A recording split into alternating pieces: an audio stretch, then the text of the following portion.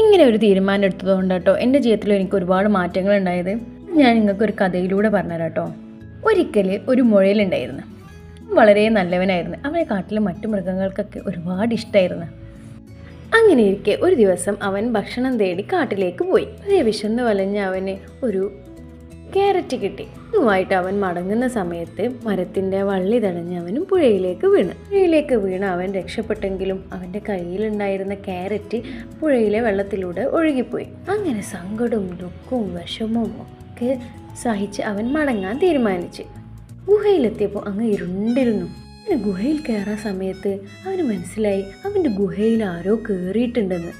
ഒരു വലിയ നിഴലും വലിയ സൗണ്ടും ഒക്കെ അവന് കേൾക്കാൻ തുടങ്ങി. അതൊരു ഭീകര ജീവിയാണെന്ന് മനസ്സിലായവന് തനിക്കൊറ്റക്ക് നേരിടാൻ പറ്റില്ല എന്ന് മനസ്സിലായ അവൻ മറ്റു മൃഗങ്ങളുടെ സഹായം തേടി. ധൈര്യവാനായ കടുവയെ തന്നെ ആദ്യം സമീപിച്ചേ. പക്ഷേ കടുവ ധൈര്യത്തോടെ മുന്നോട്ട് വന്നെങ്കിലും ഇവയും അതിന് നീലും സൗണ്ടും കേട്ട് പേടിച്ചുപോയി ആനയെ സമീപിച്ചു. ഇതേ ഫലം തന്നെ ഉണ്ടായത് കേട്ടോ. അങ്ങനെ അവിടെ ഇതൊക്കെ കണ്ടിരുന്ന ഒരു തവള ഉണ്ടായിരുന്നു. അങ്ങനെ തവള പറഞ്ഞ് താൻ തന്നെ സഹായിക്കാമെന്ന് പറഞ്ഞപ്പോൾ അവിടെ ഉണ്ടായിരുന്ന മറ്റു മൃഗങ്ങളും ഒക്കെ ചിരിയാണ് കേട്ടോ വന്നത്. അങ്ങനെ അവരെ പരിഹാസമൊക്കെ സഹിച്ച് തവള ഉള്ളിലേക്ക് കയറി നോക്കി. കരുതയോടെ നോക്കി നിന്നിരുന്ന അവരെ മുന്നിലേക്ക് തവള ചിരിച്ചുകൊണ്ടാണ് കേട്ടോ തിരിച്ചു വന്നത്. കാരണം എന്താ അറിയോ, അതിൻ്റെ ഉള്ളിലുണ്ടായിരുന്ന ഒരു പുഴുവാണ്. കാര്യം നേരിടുന്നതിന് മുമ്പ് അത് ഭയം നമ്മളെ നേരിടും അല്ലേ. ഇത് ഒരു ഗുണപാഠം മാത്രമല്ലല്ലേ ഉള്ളത്, എളുപ്പത്തിലല്ല ധൈര്യത്തിലാണല്ലേ കാര്യം.